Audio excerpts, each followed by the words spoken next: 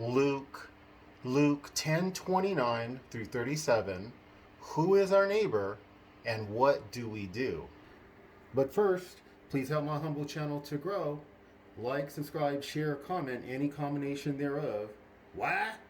'Cause you're beautiful on the inside and on the outside. That's why.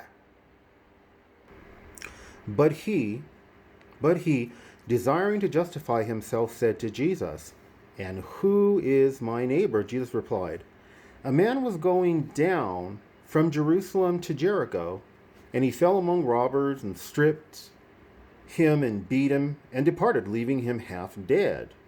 Now, by chance, a priest was going down that road, and when he saw him, he passed by on the other side. So likewise the Levite, when he came to the place and saw him, passed by on the other side. But a Samaritan," those were the people the Jews looked down on, right, at that time. "But a Samaritan, as he journeyed, came to where he was, and when he saw him, he had compassion. He went to him and bound up his wounds, pouring on oil and wine. Then he set him on his own animal and brought him to an inn and took care of him. And the next day he took out 2 denarii and gave them to the innkeepers." So I researched that, and I think that's like $150 to $200, but it could be a lot more, okay? What an innkeeper would need to take care of someone for quite a few days, okay? That's what he gave. "And the next day he took out 2 denarii and gave them to the innkeeper, saying, 'Take care of him, and whatever more you spend, I will repay you when I come back.'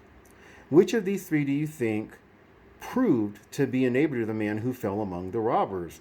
He said, "The one who showed him mercy." And Jesus said to him, "You go and do likewise." So the church does not respect the poor. They don't respect people who are in this kind of desperate need.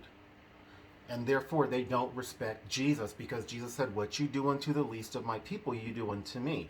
What the church will do is put their money into the building, into the pastor's pay, into putting on a big show. But for the poor, the least of God's people, they'll give them old clothes and old food.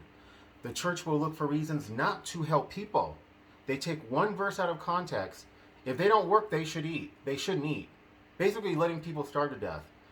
This doesn't apply to most people who are homeless. They can't work. They can't find work, or they're unable to work. Most people like myself on welfare can't work, have tried and have failed.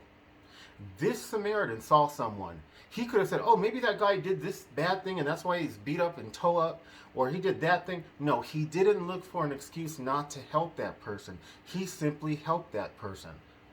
Done deal. And he forked out money to do so. And he is blessed for doing so. I know this was a parable, but anyone who does that is blessed. And you beautiful born-again TIs, if you will find reasons to obey God's word and help the poor, you will be blessed. You will see God fighting for you in ways that will blow your mind.